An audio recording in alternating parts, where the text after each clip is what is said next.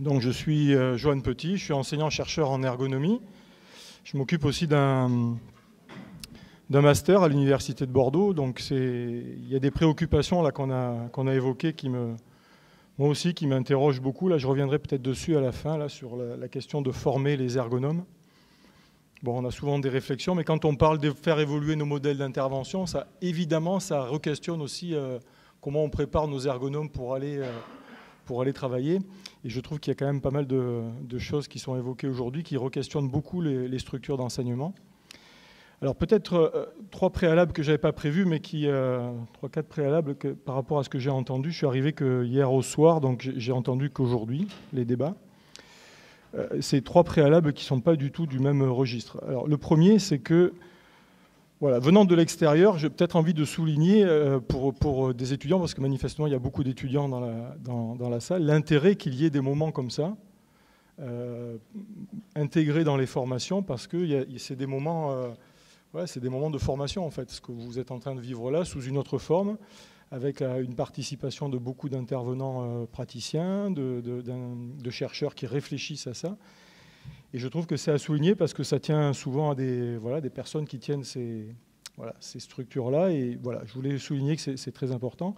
Deuxième point, c'est que sans se concerter, je ne savais vraiment pas, je vais aussi parler du travail des femmes, voilà, dans deux secteurs d'activité assez différents, mais voilà, je vais parler de ça parce que ça va aussi peut-être ouvrir la question des perspectives que j'ai envie de poser aujourd'hui. Donc je reviendrai sur ça.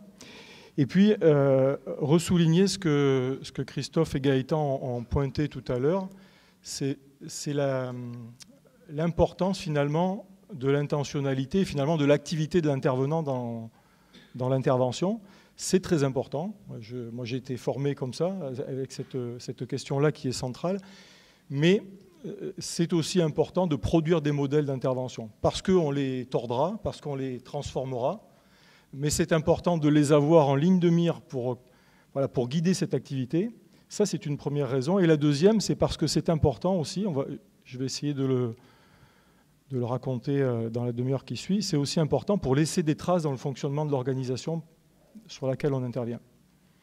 Parce que les modèles d'intervention peuvent être aussi des cibles de l'organisation qu'on veut transformer finalement. Voilà, donc ça c'était les petits préalables. Et puis j'ai un postulat de départ donc, qui ne va pas vous sembler complètement nouveau par rapport à ce que vous avez entendu ces 2 jours. C'est l'idée de dire qu'on peut agir quand on intervient simultanément sur les dispositifs techniques et organisationnels. Donc ça a été repris encore tout à l'heure, mais aussi sur les processus au sens large. Et j'insisterai en particulier sur ces processus qui ont trait aux pratiques managériales. Voilà, je ciblerai un peu mon propos, pas que je sois concentré sur les pratiques managériales absolument pour parler des processus en question, mais aujourd'hui c'est sur ça que je voudrais pointer un peu, mettre l'accent sur ça. Alors les raisons à tout ça, là non plus je ne reviendrai pas parce que sur les 2 jours vous avez vu ça, parce que les contextes de travail ont changé aussi. Pourquoi on pense les interventions comme ça? Parce que ça a énormément changé. Je ne reviens pas dessus, mais la financiarisation, la tertiarisation des entreprises, de l'économie et des entreprises a profondément modifié les organisations, les métiers, et forcément une discipline et une profession comme l'ergonomie doit se questionner par rapport à ces évolutions. Donc c'est aussi le signe d'une richesse, d'une discipline qui se réinterroge souvent, tout le temps. Ces contextes de travail qui changent, c'est aussi pour ça que ça fait évoluer nos propres modèles, et notamment nos modèles d'intervention. Donc je ne reviens pas sur ça, ça a été évoqué, j'en ai entendu ce matin aussi.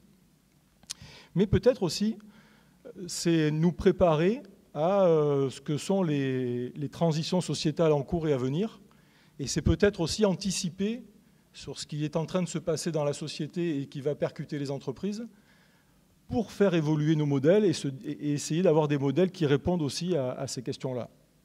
Bon, j'essaierai de revenir un peu sur ça rapidement. Alors, ce que j'ai décidé de faire, c'est de ne pas poser des concepts, mais j'ai décidé de partir d'exemples. Donc, j'ai 2 exemples, j'espère que j'aurai le temps d'en parler un petit peu, parce que je suis peut-être un petit peu long, là. J'ai adapté mon support dans la journée. Donc le premier exemple, c'est dans un EHPAD. Donc si on ne connaissait pas les EHPAD il y a quelques mois, maintenant tout le monde sait ce que c'est. Donc c'est un EHPAD, on est intervenu, on a commencé à travailler avec eux en 2015. Voyez, et donc c'est un EHPAD qui se reconstruit complètement. Il y a un existant et l'EHPAD se reconstruit à côté. Donc c'est une construction nouvelle, mais avec une équipe existante. Donc on est 3 ergonomes à intervenir dessus et nous sommes en AMO, assistance maîtrise d'ouvrage, c'est-à-dire qu'on assiste, c'est un EHPAD municipal, donc il y a des élus de la mairie, du CCAS et puis une direction d'EHPAD. Voilà. Donc ça constitue la maîtrise d'ouvrage et c'est eux qu'on assiste, qu'on aide dans les décisions par rapport à ce projet de construction. Voilà. Donc, je ne vais pas détailler ce projet-là, je vais juste pointer quelque chose. Voilà. Et j'aurai un autre exemple qui permettra de prendre un peu de recul sur ce que j'aurais pu dire de manière rapide sur cet exemple. Parce que peut-être on ne pensait pas les choses comme ça quand on a fait cette intervention. Donc, on fait ce travail-là qui consiste principalement, quand on aide une maîtrise d'ouvrage, il y a un premier travail, c'est les aider à valider les plans. Il y a une phase de conception de plan avant la construction du bâtiment et il y a plusieurs étapes de plan. Et donc pour cette maîtrise d'ouvrage, il est question de valider les plans avec un architecte et de dire « Ok, on est d'accord avec ces plans, on passe à la prochaine étape ». Jusqu'à ce que les plans soient terminés, la phase de conception est terminée et on construit le bâtiment. Pourquoi c'est important? Parce qu'une fois que ces plans sont validés, il n'y a plus beaucoup de marge de manœuvre pour modifier quoi que ce soit. Et pourtant, le bâtiment sera investi que 2 ans après. 2 voire 3 ans après s'il y a du retard.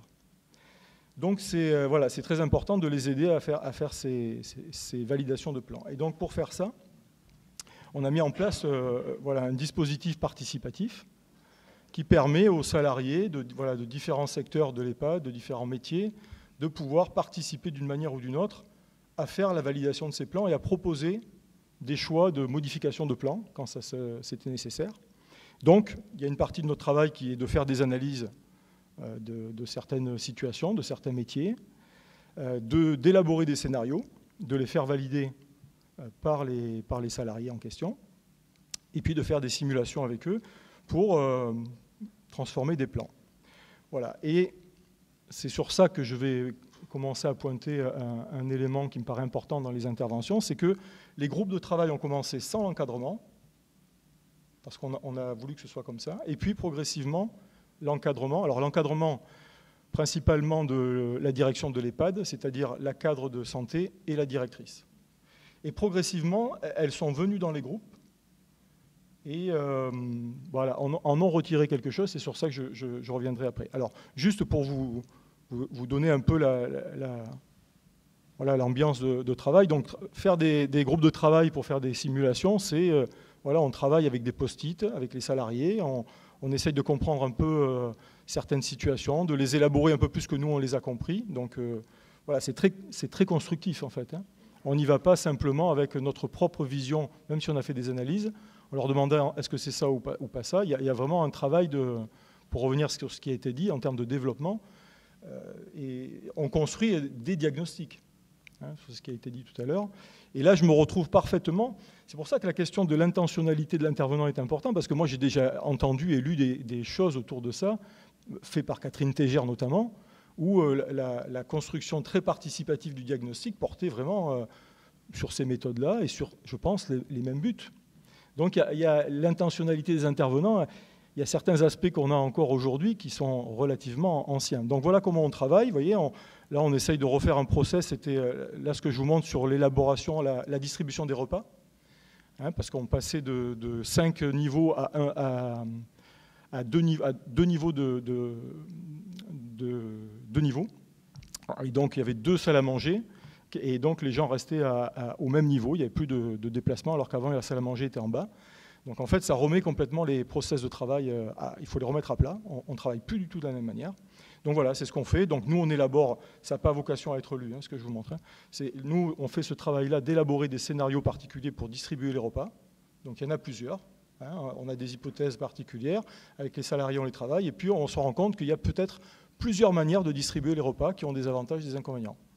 Donc on fait tout ce travail voilà, de construction avec les salariés. Et puis arrive le moment où on commence à se dire comment on va installer la salle à manger, par exemple, par rapport au plan que l'on a. Et donc là, on commence à travailler un petit peu, vous voyez, encore avec des post-it, avec les salariés, à avoir des grandes masses, finalement, dans cet espace de salle à manger, que sont les post-it. Et puis, avec le groupe projet, on enclenche un autre travail sur plan, à partir de ce qu'on a fait dans les groupes, où on commence à mettre sur les plans, les vrais plans, ce qu'on appelle des singes. Donc, voilà, ce sont des bouts de papier à la proportion des plans, voilà, et aux dimensions réelles. Et donc, on commence à faire des implantations, des propositions d'implantation. Et puis, avec les salariés, ben là, par exemple, c'est l'office, c'est-à-dire l'endroit où on va redresser les repas, où on va préparer une certaine partie des repas, où on travaille avec eux à l'aménagement de l'office, comment il pourrait être. Donc là, vous voyez, on est dans le détail. Hein. On a les petites boîtes rouges, ce sont ce qu'il y a dans les placards. Donc on a le nombre de couverts, le nombre de tasses, les aliments qu'on va laisser à cet endroit-là. Bon, voilà. Et puis on passe après une étape un peu plus, avec les salariés, un peu plus concrète et plus réaliste, c'est-à-dire qu'on a les plans, et puis dans notre cas, là, on a élaboré des maquettes. Voilà, je ne me rappelle plus à quelle proportion on était. Bon, ça va être des maquettes peut-être au 50e. Et là, pareil, on commence parce qu'on ne voit pas les mêmes choses en fait sur un plan et sur les maquettes. Donc on les fait travailler à implanter la salle. Là, c'est la salle à manger. Et donc on travaille à plusieurs scénarios possibles d'implantation. Et là, c'est différent parce que les salariés mettent elles-mêmes du mouvement. Hein, elles font circuler des chariots, elles déplacent des tables. Il y a des chariots, des personnes qui sont en fauteuil roulant ou pas. Vous voyez, donc là, ça commence à prendre vraiment vie. Et puis c'est plus facile pour des salariés de construire des simulations, de se projeter quand on a la maquette plutôt que le plan. Parce que le plan, il faut vraiment, cognitivement, ce n'est pas le même travail, il faut un temps d'apprentissage un peu plus long. Voilà, donc ce qui nous emmène, par exemple, on avait à l'étape avant-projet sommaire, donc qui est une des étapes de validation des plans par l'architecte, on a l'office et la salle à manger qui ressemblent à ça. Alors l'intérêt, c'est pas que je vous explique en quoi ça a changé, c'est pas ça l'intérêt aujourd'hui. Voilà, un plan avec un office qui a été un peu organisé différemment, et les deux salles à manger qui devaient finalement être séparées au départ, qui ont la possibilité d'être communes. Voilà. Donc ce travail-là, on est assez habitué à ça. C'est finalement un travail de ce que moi, comme je voulais parler de niveau d'intervention, qui est plutôt un travail d'intervention de niveau 1, c'est-à-dire que c'est soit gérer des problèmes. Donc on a une entreprise qui nous pose un problème de TMS, de risques psychosociaux, de qualité du travail, de ce que vous voulez, ou un projet comme celui-là. Et l'idée, c'est de transformer des dispositifs techniques. Donc là, dans notre cas, c'est les murs. On déplace les murs, on peut changer les outils, on peut modifier les machines ou en acheter de nouvelles. On peut, dans notre cas, implanter les tables différemment, voyez, ou agir sur le dispositif plutôt organisationnel. Donc dans notre cas, je ne rentre pas dans le détail, mais je vous laisse imaginer les procédures de travail pour distribuer les repas. C'est-à-dire qu'on est allé jusqu'au détail à un moment donné, l'ASH fait ça, l'AS fait ça, l'infirmière fait ça. Parce que la cadre de santé, elle a besoin de ça. Alors c'est important de retenir ça, la cadre de santé, elle a besoin de ça. C'est-à-dire que si on ne le fait pas, elle devra le faire de toute façon. Donc c'est important quand on accompagne comme ça la transformation même d'un dispositif technique, de penser en même temps les organisations qui devront permettre de travailler dans ce dispositif technique. Donc si on dispose la salle à manger et les offices comme ça va entraîner des règles de travail différentes, des répartitions de tâches différentes. Donc ça, c'est plutôt des interventions que j'appelle de niveau 1, c'est-à-dire on agit sur les déterminants qu'on connaît du travail,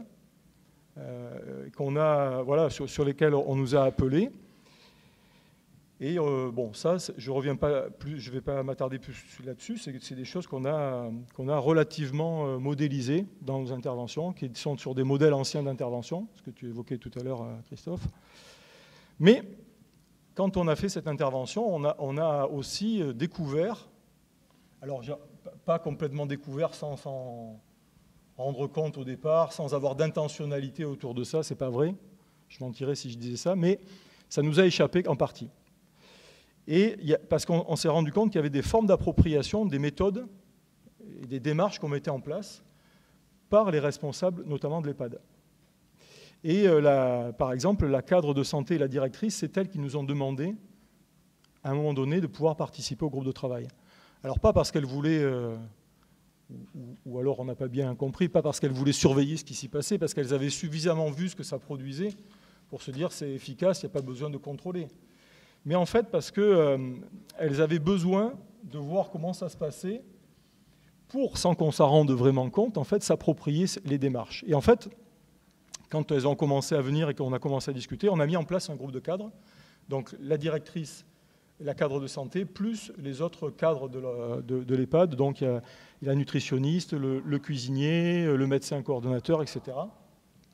Et pour réfléchir justement à ça, pour réfléchir à comment peut-être on pouvait nous manager autrement à partir de cette démarche participative qui a été mise en place, qui était plutôt efficace, parce qu'on était quand même, quand on est arrivé, on construit un nouveau bâtiment donc qui est plutôt source d'espoir pour les salariés en termes d'amélioration des conditions de travail, mais on reste quand même dans un domaine où même si vous changez de bâtiment, il faut vous dire qu'à la fin, vous laissez quand même des conditions de travail très difficiles. Donc, elles savent pertinemment que même dans le nouveau bâtiment, qui sera super par rapport à l'ancien, il y a quand même du travail et des conditions de travail qu'il va falloir manager assez difficilement. Donc, elles ont un souci aussi de se dire on va essayer de manager autrement, parce que ça fonctionne pas mal. Et donc, ce qui s'est passé progressivement, c'est que des groupes de travail, elles nous ont demandé, et même sans qu'on s'en aperçoive, il y a eu des groupes de travail faits autour du projet sans nous. Et on l'a découvert, pour certains, on l'a découvert à notre insu parce qu'il y avait des choses qui avaient été produites. Et quand on n'est pas là tout le temps, et quand on arrive sur le projet, on découvre des choses qui ont été décidées, mais sur des sujets sur lesquels on travaillait. Et donc à un moment donné, ça devenait ingérable. Et donc on a mis les pieds un peu dans le plat. C'était pas très agréable, mais finalement c'était plutôt bénéfique à la fin parce que ça nous a permis de travailler ça. Et elles ont exprimé aussi le besoin de travailler ces questions-là. Donc on a fait ça. Et moi j'ai refait un entretien avec la directrice et la cadre de santé longtemps après ces moments-là. Et est revenu, là aussi on s'en était pas rendu compte. Elles nous ont dit vous imaginez pas combien les outils post-it, ça nous a été utile, on le réutilise tout le temps. Alors à leur façon, c'est pas du tout la même façon que nous, mais faire travailler les salariés avec des post-it, finalement, elles se sont appropriées ça et elles s'en servent aujourd'hui, enfin surtout la cadre de santé, elle s'en sert encore aujourd'hui. Parce que les organisations changent tout le temps, parce que dans les EHPAD, quand on y était, on était à des remplaçants de remplaçants. Donc la gestion des ressources humaines est une vraie galère. Et donc elles sont en permanence en train de repenser des organisations. Donc voilà, faire participer les salariés autour de ça, c'est une question importante. Et vous voyez, là, des outils qu'on peut utiliser, elles se les approprient. Voilà, et ces réunions, comme je vous le disais, d'une manière différente évidemment, mais existent toujours en dehors des réunions de trans, parce que c'était quasiment les seuls qui avaient les réunions de transmission entre les professionnels de santé. Voilà, elles ont gardé ça. Alors, pour aller un poil plus loin, j'ai envie de prendre un deuxième exemple, si j'ai le temps. Je n'ai pas regardé à quelle heure j'avais commencé. Donc, le deuxième exemple, c'est une entreprise viticole, et on est intervenu aussi avec une partie des réflexions qu'on avait pu avoir sur cet exemple que je viens de vous donner, mais d'autres aussi. Donc, aussi, on a modifié nos façons d'intervenir, de digérer les demandes et les propositions qu'on faisait. Donc là, c'est une entreprise du secteur viticole, donc c'est un château viticole dans le Bordelais, et on intervient à deux. Donc l'EHPAD, pour vous donner un ordre d'idée, parce qu'il pourra y avoir aussi des questions par rapport aux interventions qu'il y a eu tout à l'heure, des faits de taille d'entreprise, et j'y crois énormément. Donc là, on est sur des PME. Hein, ils sont 80 à l'EHPAD, on est à peu près au même nombre de salariés dans la structure, dans l'entreprise viticole. Je crois que ça, par rapport aux questions que je vais soulever après, c'est extrêmement important, ça a un effet très important, ce qui n'empêche pas de penser aussi les grosses structures avec ce qu'on est capable de faire sur des unités de cette taille-là. Donc on est deux à intervenir dans cette intervention. Ce n'est pas les mêmes intervenants sur les deux. Hein. Enfin, à part moi qui est commun aux deux, les autres ne sont pas les mêmes. Et la porte d'entrée dans cette entreprise, en fait, on est appelé au départ la problématique, c'est un cas de harcèlement dans une équipe vigne. Donc dans les entreprises viticoles, il y a deux gros secteurs. Un, c'est la vigne, donc c'est la plante qui va donner le raisin. Et l'autre, c'est plutôt le chai, la vinification. On va faire du vin. Et c'est vraiment les deux gros secteurs, même s'il y a du conditionnement, s'il y a de l'administratif, c'est vraiment les deux gros secteurs. Donc là, ça se passe à la vigne. Et il y a un cas de harcèlement qui est posé d'une vigneronne envers son responsable.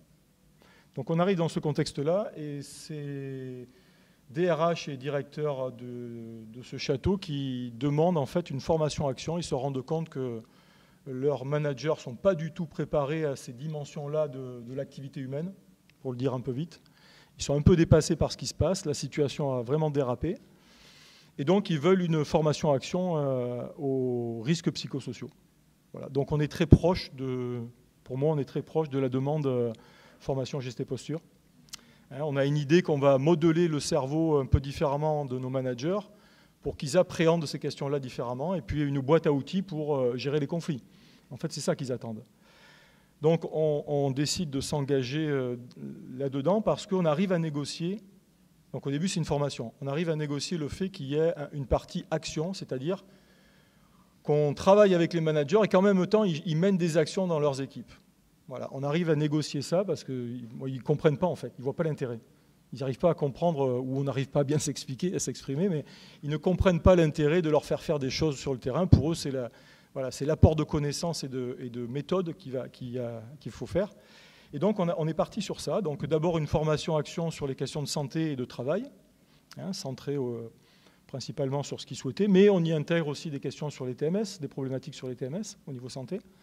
Et puis, progressivement, on y a intégré des questions de conduite de projet. Parce que, en fait, dans les terrains, à un moment donné, est venu un problème qu'ils avaient à gérer, et c'était autour de l'achat d'une machine. Et donc, on les a fait parler sur la manière dont ils s'y prenaient quand ils achetaient une machine. Voilà. Et donc, petit à petit, vous voyez, on distille certaines connaissances au fur et à mesure. Donc, je reprends le schéma de tout à l'heure, au fur et à mesure que nous, on comprend le problème qu'ils ont. Parce qu'au départ, ça ne fait pas partie du problème, ça. On ne nous dit pas, on a des lacunes en conduite de projet, ce qui génère peut-être des non-prises en compte du travail dans les choix que l'on fait sur les machines, sur les bâtiments qu'on construit, et qui, derrière, détériore la santé de ça. On n'est pas du tout, le problème n'est pas constitué comme ça. Donc on découvre, nous, au fur et à mesure, un certain nombre de choses, et finalement, ce qu'on fait, c'est qu'on adapte notre intervention au fur et à mesure qu'on comprend ce qui se passe, quoi. Et donc là, au départ, c'est notre formation.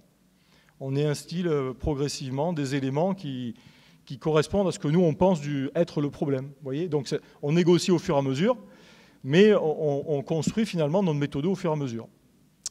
Et ça, c'est perturbant.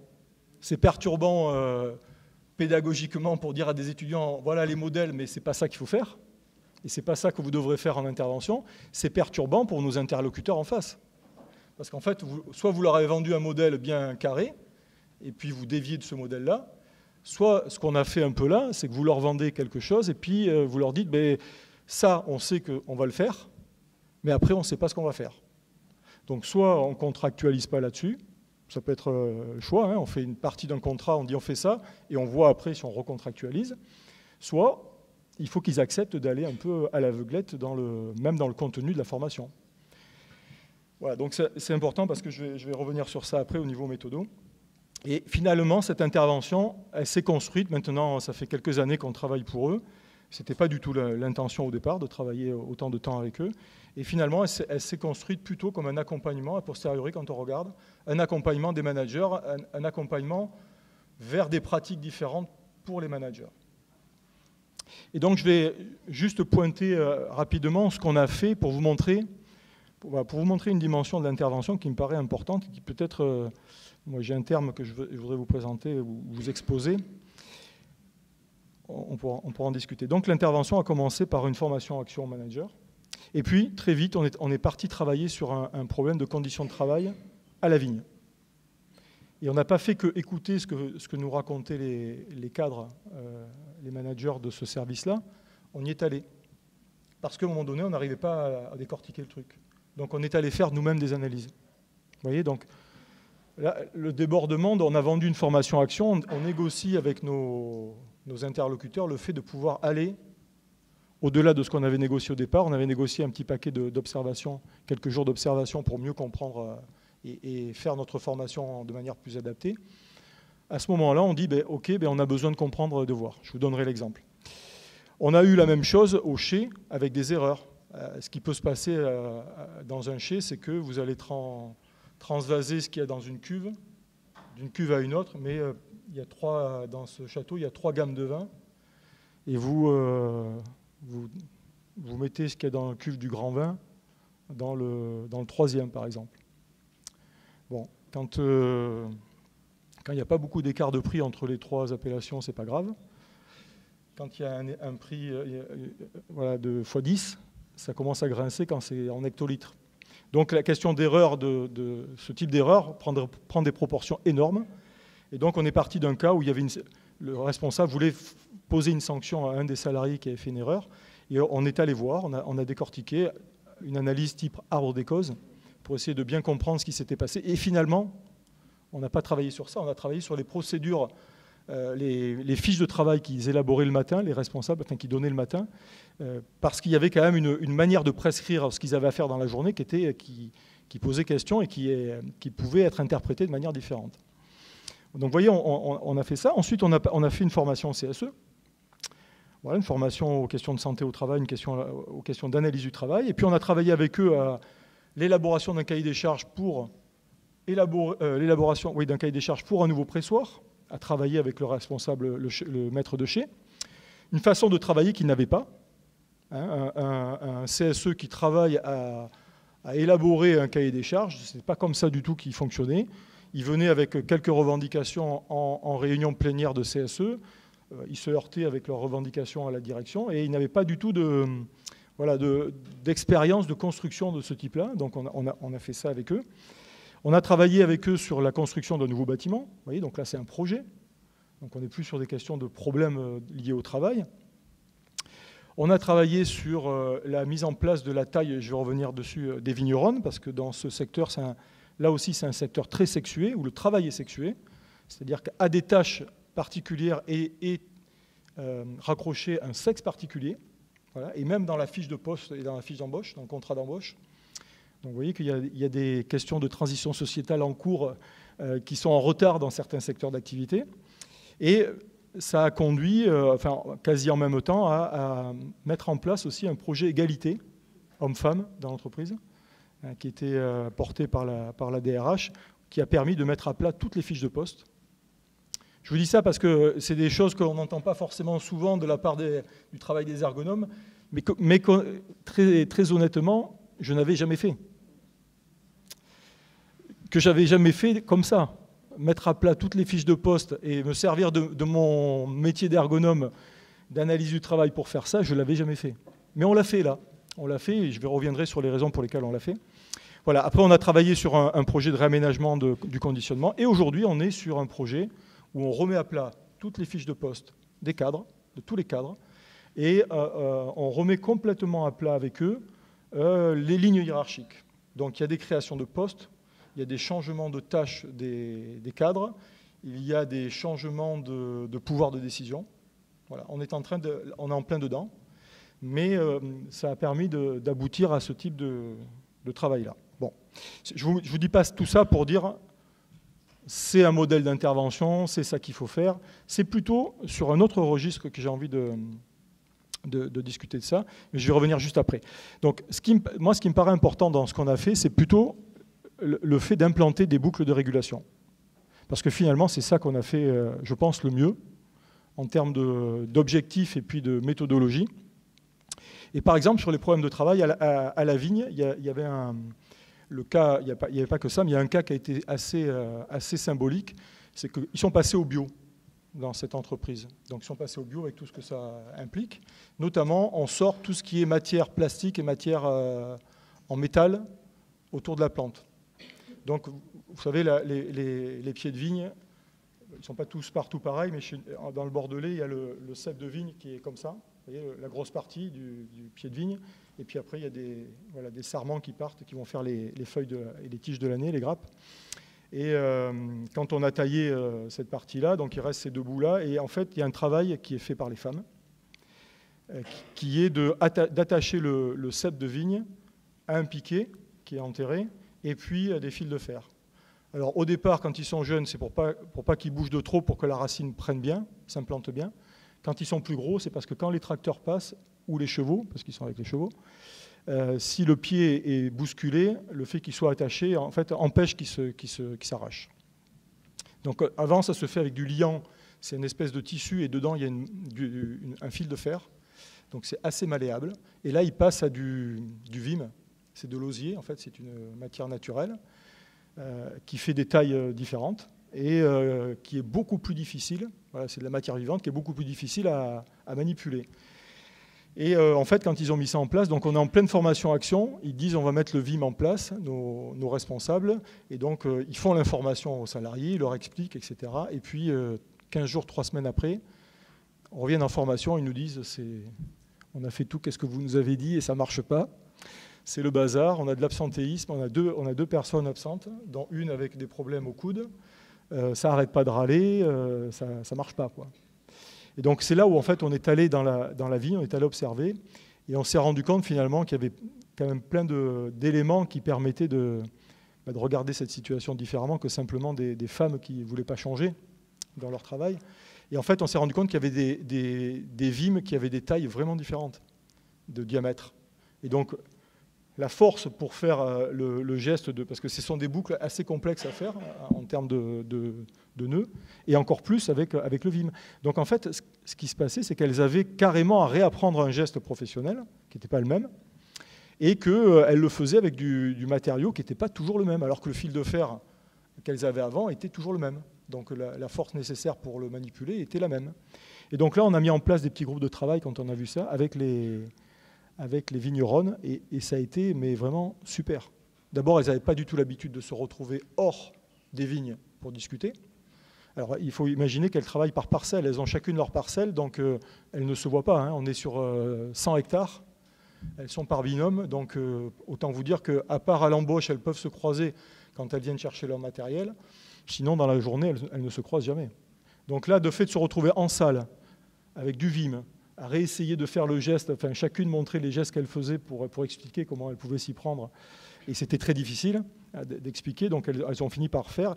Et donc ce travail-là a été reconduit, et notamment a été décidé de proposer 3 tailles de vime en permanence aux salariés, de manière à choisir la taille de vime qu'elles souhaitaient. Alors les cadres nous ont expliqué qu'il y avait une raison rationnelle à ça. Ils nous ont dit, si on met du gros vime, ce qu'ils avaient décidé au départ, ça va durer 2, 3, 4 ans. C'est-à-dire que pendant 2-3 ans, elles n'auront pas à rattacher les pieds, parce que c'est plus solide. Mais ils n'avaient pas intégré du tout la question de la santé au travail. Et le fait qu'il y a de la diversité parmi leurs équipes, et que chacune a les poignets qu'elle a les coudes qu'elle a, et qu'elle ne le vit pas pareil. Donc pareil avec les tracteurs, là c'était un projet, on a fait travailler les tractoristes sur plan, un peu comme dans l'EHPAD. Et voilà, il y a plein de choses qui sont ressorties, notamment le fait que sur une période de presque 3 mois de l'année, quand ils ont certains outils accrochés au tracteur, les tracteurs n'allaient plus rentrer dans le bâtiment. Voilà, c'était un détail, mais ça a scotché le chef de culture, parce qu'il faisait tellement confiance à l'architecte qui avait déjà construit des bâtiments qui étaient reconnus et qui est reconnu dans ce milieu-là. Ça a scotché le directeur que des salariés soient capables de mettre un doigt sur un problème de cette taille-là, parce que derrière, c'était un permis de construire qui allait être déposé, et ça veut dire qu'il y a un avenant au permis de construire derrière, donc c'est du retard, c'est de la paperasse, et c'est du retard, c'est entre 3 et 6 mois de retard. Voilà, donc voilà des exemples de ce qu'on a pu travailler avec eux, et donc ça rejoint un petit peu ce que vous disiez tout à l'heure, c'est important de laisser place à l'expérimentation, c'est-à-dire que pour ces managers, de se dire on essaye des choses, le VIM, on essaye de travailler comme ça avec les salariés sur les plans, mais on peut très bien revenir en arrière. Ce n'est pas parce qu'on essaye une nouvelle pratique, qu'on a une nouvelle façon de travailler ou qu'on laisse travailler nos salariés comme ça, que c'est gravé dans le marbre.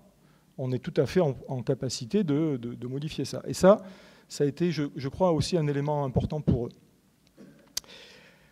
Alors, il me semble qu'une fois qu'on a fait ces expériences-là, il y a une question qui est de stabiliser ça. Un peu comme dans notre EHPAD, on se dit, bon, là on l'a découvert un peu trop tard que cette façon de manager les intéressés. Là, on a un œil un peu plus pointé sur ça et on se dit, on voudrait développer les capacités de régulation. On se posait la question tout à l'heure de qu'est-ce qu'on développe dans nos interventions. Je crois qu'on peut développer des processus qu'on va voir avec les capacités de régulation. Et donc là, des régulations horizontales par exemple, entre les vignerons, mais aussi des régulations verticales entre le chef et son équipe. Et donc, il me semble que c'est important d'implanter des processus de régulation qui changent les pratiques, notamment les pratiques managériales, et ce, à tous les niveaux. Donc, pour la taille, autant vous dire que ça a été un événement dans l'entreprise, parce que, bon, je ne sais pas si vous connaissez le milieu viticole, mais en gros, les hommes font la taille dans la vigne, parce que c'est la partie noble. La taille, c'est ce qui va donner finalement la qualité du raisin qu'on va avoir dans 1 an, 2 ans, 3 ans. Donc la capacité à tailler, c'est relativement noble en fait dans la vigne.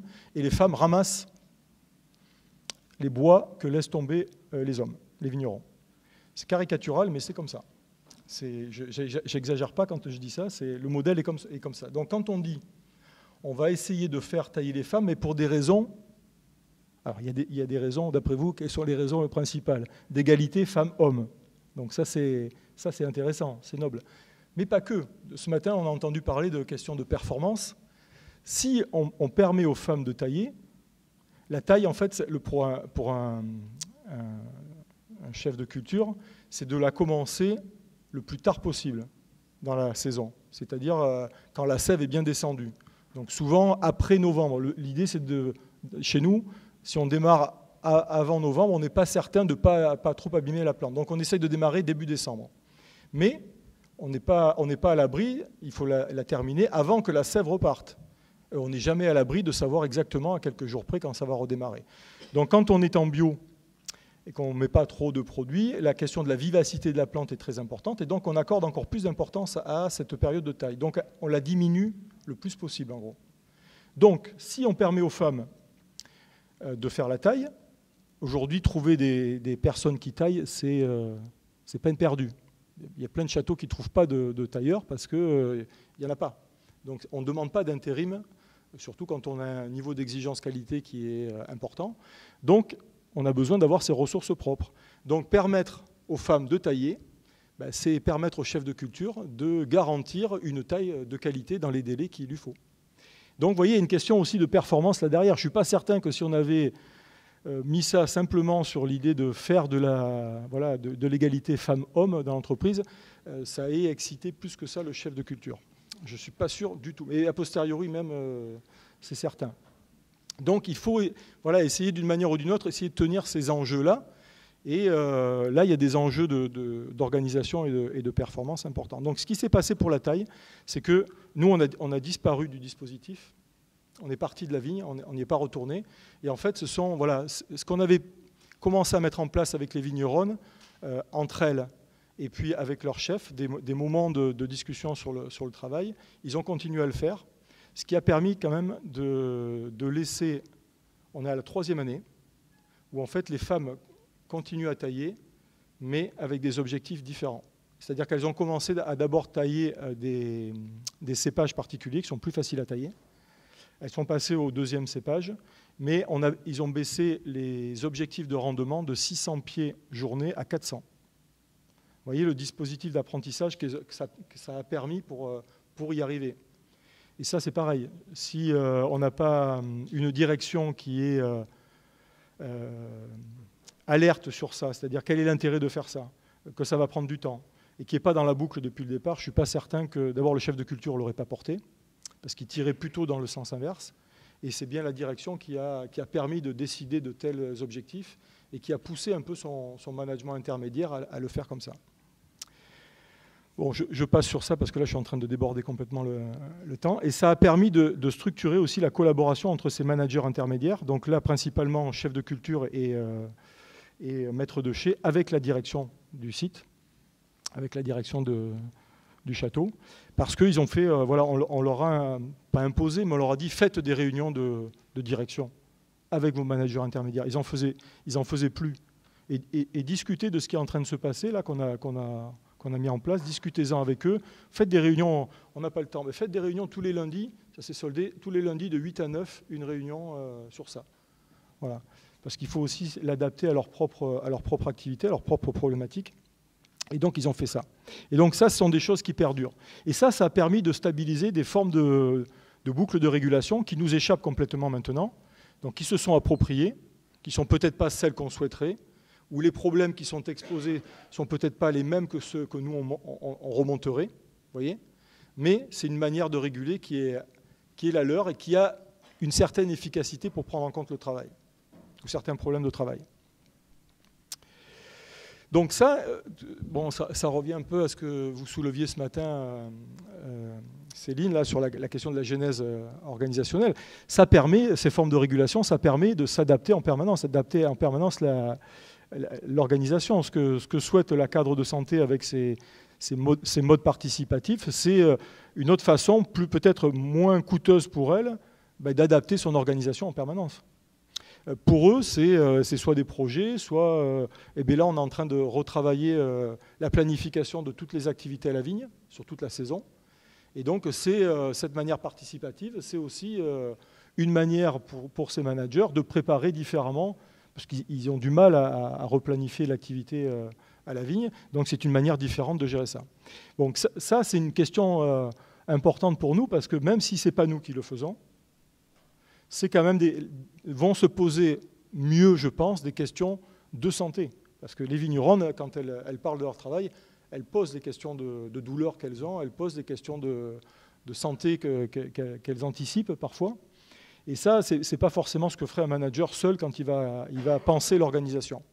Et puis, c'est une manière de développer l'activité collective qui, dans ces secteurs-là, est vraiment empêchée par les modes d'organisation, hein. Ils sont par secteur, les vignerons et les vigneronnes sont séparés, par binôme, par secteur. Donc en fait, ils travaillent à deux, par paire, ça va, mais au-delà, extrêmement rare. Ils se voient au moment festif de l'entreprise, il y en a 2 ou 3 dans l'année, mais sinon, ils ont très peu l'occasion de se rencontrer pour discuter du travail. Donc ça, bon, on pourra en rediscuter, mais ça développe énormément la question de la participation dans l'entreprise, au-delà de ce que je suis en train d'évoquer, hein, comme une véritable aussi... question politique de démocratie dans l'entreprise. Hein. Manager de cette façon-là, c'est implanter un peu plus durablement des formes de démocratie dans les entreprises. Et je peux vous dire que nos vigneronnes, elles nous le disent assez souvent, qu'elles sont hyper contentes de comment ça a évolué. Parce qu'on ne se rend pas compte parfois dans certains secteurs combien la participation n'existe pas. Enfin, le débat sur le travail, le fait de dire qu'on a mal, le fait de dire qu'on travaille de cette manière-là ou qu'on aimerait travailler d'une autre manière, ça n'existe pas. Voilà, donc moi il me semble que ce travail de régulation, ça réinterroge pas mal sur la pratique managériale, le travail des managers, parce que je pense que c'est quelque chose qui a été oublié dans les pratiques managériales et qui, à mon avis, devrait devenir une priorité. Parce que les entreprises subissent de plus en plus de variabilité externe, on le voit bien ces derniers temps, vont de plus en plus en subir, sont dans des formes d'injonction, même en termes de production, où on leur demande d'adapter en permanence des organisations. Et ils savent de moins en moins faire. Ils sont pris entre marteau et l'enclume, et ils ont du mal. Donc ils ont besoin de développer de nouvelles pratiques managériales. Ça, c'est certain. Et donc, voilà, ces régulations qui sont processuelles et diachroniques, donc qui s'étalent dans le temps, nous, on va y faire quelque chose sur une période très courte, en fait. Pour eux, c'est quelque chose qui peut se construire dans le temps. Eux, ils peuvent faire ça, au-delà de nous. Donc la question, c'est de savoir qu'est-ce qu'on arrive à faire en intervention pour leur permettre de développer quelque chose qu'ils vont être capables de déployer à leur façon dans le temps. Et donc, du coup, ça pose des questions plutôt d'intervention de niveau 2, qui seraient plutôt des interventions qui permettent de transformer peut-être les pratiques managériales avec des pratiques plus participatives, un peu plus à l'écoute, hein, du travail, des signaux faibles qui sont liés au travail, plus dans l'anticipation. Hein, quand on fait participer dans des projets, on se met dans de l'anticipation de problèmes à venir. Et ce n'est pas des pratiques qu'ils ont forcément, ces managers. Hein. Ils nous le disent, d'abord la participation, on ne nous a pas câblés comme ça. Hein. On n'a jamais été formés comme ça. Faire participer, on ne nous a jamais appris. Animer un groupe de travail, très sincèrement, on en a fait avec eux et après ils en ont fait sans nous. Ils ont une forme d'appréhension. On va parler forcément de peur, mais une appréhension que ça dérape, de ne plus maîtriser le sujet, de ne pas être capable de répondre aux questions. C'est de ce niveau-là. Donc c'est vraiment aussi des questions de compétences, hein, de posture professionnelle et de compétences. Et puis, ces interventions de niveau 2, c'est aussi transformer des structures organisationnelles, la manière de gérer les projets, la manière de se parler entre niveaux hiérarchiques, entre cadres. Donc de construire des réunions où ces cadres-là se parlent et où ils se parlent peu, c'est modifier des structures organisationnelles qui permettent aussi de faire évoluer ces pratiques managériales. Et puis, d'une certaine manière, quand on voit comment ça a évolué dans cette entreprise et puis dans d'autres, c'est aussi la question des lieux et circuits de décision. Et quand on fait participer nos vignerons ou nos tractoristes à changer les plans, à voir comment on va mettre en place un programme d'apprentissage de la taille, ben, c'est finalement redescendre des décisions au plus près du travail. Enfin, au plus près, je ne sais pas si c'est au plus près, mais en tout cas plus bas, plus près du travail. Et ça, c'est quelque chose de très important parce qu'on ne prend pas les décisions de manière déconnectée comme c'est souvent le cas. Donc, toutes les questions qui sont soulevées sur les cadres qui sont loin du travail, qui sont éloignés du travail pour plein de raisons, qui sont développées par des collègues gestionnaires, économistes, ben, ça peut se retrouver aussi dans des formes de pratiques particulières, pas simplement dans des stéréotypes de managers qui sont dans des carcans, qui sont intéressés par l'économie. Voilà. Il y a aussi, ce sont des travailleurs. Et je pense que pour nous, c'est important de les considérer comme ça et de réfléchir comment on peut développer des interventions qui les considèrent comme des travailleurs, des demandes et des interventions qui les considèrent comme ça. Bon, je vais passer tout ça parce que je suis vraiment, vraiment trop long et je vais aller à ma conclusion.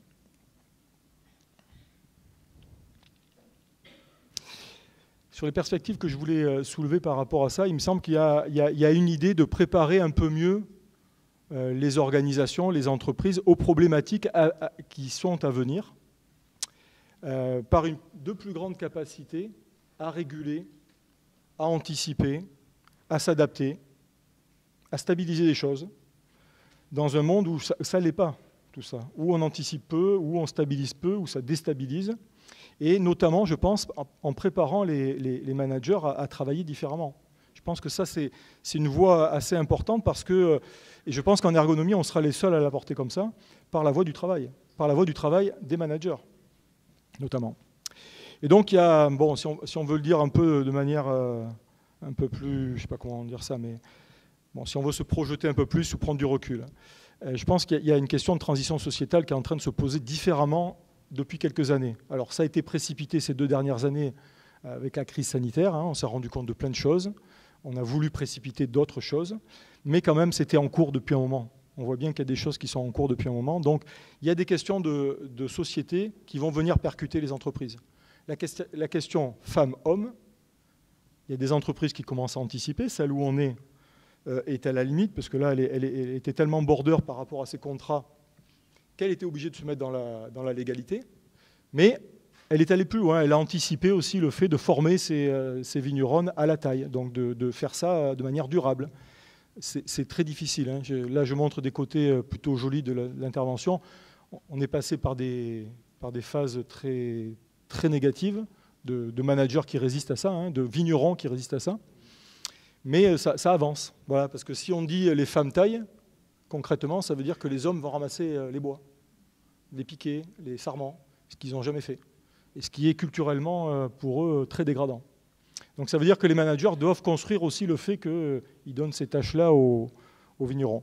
Donc il y a tout un tas de transitions sociétales, je vais revenir un petit peu, qui vont venir percuter les entreprises. Et peut-être on peut être un peu en soutien, en avance, sur permettre à ces entreprises d'anticiper ces transitions d'un point de vue du travail.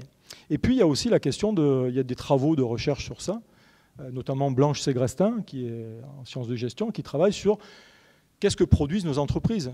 Elles ne produisent pas que de la valeur financière, elles produisent beaucoup d'autres choses et on est peut-être capable de les valoriser, ces choses. Et donc, j'ai entendu ce matin Liliana qui parlait de patrimoine social. Oui, le travail est un patrimoine social et ce que produisent les gens qui travaillent, c'est au-delà de simplement une valeur productive et financière. Donc, il y a des travaux aussi qui portent sur des entreprises à valeur, donc qui vont peut-être passer des contrats aussi avec la société sur on est capable de produire autre chose qui a du sens pour la société, mais qui se fait à travers l'entreprise. Et donc parmi, voilà, moi ce qui m'interroge sur les transitions à venir, il y a les questions, Liliana, c'est ce qu'elle posait ce matin, la question de la démocratie et de la participation citoyenne. Ça existe dans notre société. ça arrive gentiment dans nos entreprises. Parce que de toute façon, ça ne peut pas rester, les entreprises ne vont pas rester hermétiques à ce qui se passe dans la société. Donc, que les salariés aient de plus en plus de capacité à participer dans les entreprises, ça va venir de toute façon. Donc, il va y avoir des résistances par rapport à des modes de management, à des principes qu'ont certaines entreprises. C'est comme ça va venir de toute façon. Et si ça ne vient pas par anticipation, ça viendra de manière législative. L'égalité femmes-hommes, c'est ça. C'est en train d'arriver de manière législative. Donc si les entreprises n'anticipent pas, elles vont imposer ça à leurs managers et je pense que ça va se traduire négativement dans le travail. Il y a la question des liens intergénérationnels. De manière plus générale, la lutte contre les discriminations. On a des sociétés au moins occidentales qui se posent de plus en plus ces questions-là. La production en bio. Je veux bien qu'on en discute. Je vais vous montrer quelques photos tout à l'heure. Le développement durable et les productions en bio qui posent des questions sur les conditions de travail, à mon avis, assez importantes dès maintenant. La qualité des produits et des services. On a bien vu ce qui se passait autour des hôpitaux, des gens qui travaillent dans le soin, donc dans le care, qui a été revalorisé. On est en train de se poser la question de l'intérêt de ça par rapport à notre société, à nos sociétés. La question des circuits courts, qui va modifier aussi, qu'on le veuille ou non, les circuits logistiques et de production des entreprises, au-delà des valeurs que ça porte. Et puis, de manière générale, les crises qu'on est en train de vivre, là, on en a encore une autre. Voilà, les entreprises qui exportent aujourd'hui, concrètement, l'export aujourd'hui, on remanie, on rebat les cartes. C'est-à-dire qu'on n'exporte plus en Russie, on exporte mal dans d'autres parce que ça peut passer par ce territoire-là. Donc, en fait, on réorganise le travail des services export. On enlève des tâches aux uns, on en met certains au chômage technique, vous voyez, des commerciaux, des services administratifs. Donc, voilà, ces crises qui nous paraissent loin, elles ont des effets sur le travail. Donc, soit on se dit c'est des contraintes et on les subit comme ça, soit on donne des capacités aux entreprises de gérer au mieux ça. Et donc, juste pour l'image, je m'arrête. Quand même, moi, ce qui m'interroge aujourd'hui, c'est le développement durable pour notre planète. Je ne suis pas certain que les choix qui sont faits aujourd'hui, dans plusieurs endroits, soient faits avec des critères liés au travail. Bon, les zéro phyto, allez questionner dans les collectivités locales et territoriales, et allez dans les services techniques, vous allez voir ce qu'ils vous en disent. Les questions de travail n'ont pas du tout été anticipées. Pas du tout. Ou très très peu. Voilà, trier nos déchets, c'est parfaitement louable sur le plan de la durabilité de notre planète. Pourquoi on n'y intégrait pas des questions de santé au travail? Voilà, pareil, dans ce château-là en question et dans d'autres, voilà les conditions de travail auxquelles sont revenus certains salariés. Alors, on vante les louanges d'un travail sans tracteur thermique, certes, mais voilà, ce n'est pas des conditions de travail. Leurs conditions de travail se sont dégradées à ces gens-là. Donc, il y a des questions qu'il faut anticiper par rapport à ce qui va venir. Là, on le subit et il faut travailler derrière avec ça pour essayer de modifier. Peut-être on peut anticiper sur ça. Voilà. Et donc, moi, il me semble, voilà, parmi les interrogations et les réflexions, d'abord, une vertu à la prudence de tout ça, c'est que c'est très instable. C'est-à-dire que ce qu'on met en place dans ces entreprises, ça dépend plus de nous et c'est relativement instable. Donc, les boucles de régulation dont je parle, il suffit qu'il y ait un ou deux managers qui changent et ça se casse la figure. Et tout ce que vous avez fait peut partir en éclats. Donc, il y a à réfléchir aussi aux garants qu'on arrive à trouver, aux manières de laisser des traces plus durables aussi dans les organisations. Et puis, il y a voilà, c'est le terme que je voulais employer par rapport à tout ce qu'on discutait sur le fait que nos interventions, on a des modèles un peu stabilisés. Mais moi, ce que je vis là, ce que je vous ai montré sur tout ce qu'on a pu faire avec ce château, c'est du bricolage. On a bricolé. Avec mon collègue, on se prend la tête en permanence, avec mon collègue Bernard Duguet, dans ces interventions pour savoir qu'est-ce qu'on va faire quand on a ce problème-là, comment on va s'y prendre. Est-ce qu'on le traite et comment on va s'y prendre? Voilà, quand la DRH nous dit moi, j'aimerais travailler avec vous sur la question du projet égalité femmes-hommes, au début, c'est un non catégorique. On dit non, on ne travaille pas sur ça, on ne sait pas faire.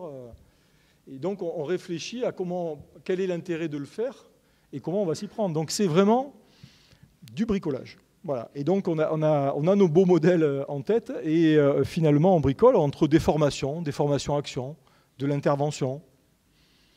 Et finalement, on se dit, on fait un peu de tout ça, un peu n'importe quoi au fur et à mesure. Mais quand on prend tout ça sur le fil, Ça a du sens quand même. Ce à quoi on est arrivé, ça a du sens, notamment pour nos managers. La direction est ravie des évolutions des pratiques managériales dans cette entreprise en 5 ans. Et puis, il y a beaucoup de choses en dur qui ont changé. Donc, il y a ces questions moi, qui m'interrogent. On a beaucoup pas évolué, je pense, sur ça. Et puis, on parlait du développement dans l'entreprise. Mais la question, c'est que quand on n'est plus là, par qui c'est porté ? Voilà, donc il y a des questions de participation qui ont été évoquées aussi dans d'autres présentations, mais qui les porte, ces questions d'intervention? Donc ça peut être la cadre de santé, la directrice, certains managers. Peut-être que c'est d'autres aussi qui portent ça. Donc ça, il faut y réfléchir quand on veut faire du développement autour de ça. Il y a la question un peu qui rejoint un peu les questions stratégiques qui ont été évoquées, c'est de comment on fait pour intervenir aussi sur le travail des managers. Là c'est un exemple, mais rentrer directement par cette porte-là, probablement, ce serait une voie peut-être plus facile, où on irait plus vite sur certains aspects. Bon, mais ce n'est pas toujours le cas, on n'y arrive pas forcément. Et puis, il y a vraiment la question de comment on forme nos jeunes à travailler sur ça. Est-ce qu'on prépare les jeunes praticiens à toutes ces questions-là? Moi, j'ai du mal à croire qu'on va les préparer à tout. On en discutait un petit peu hier au soir. Moi, j'aurais besoin d'une réflexion un peu générale sur les structures de base dont on a besoin aujourd'hui dans le métier d'ergonome, ou comment on se spécialise peut-être dans certaines voies. Mais faire porter tout ça dans des formations, ça devient ingérable. Donc peut-être qu'il y a des choix à faire pour certaines formations. Voilà. Et je m'arrête là. J'ai un peu débordé.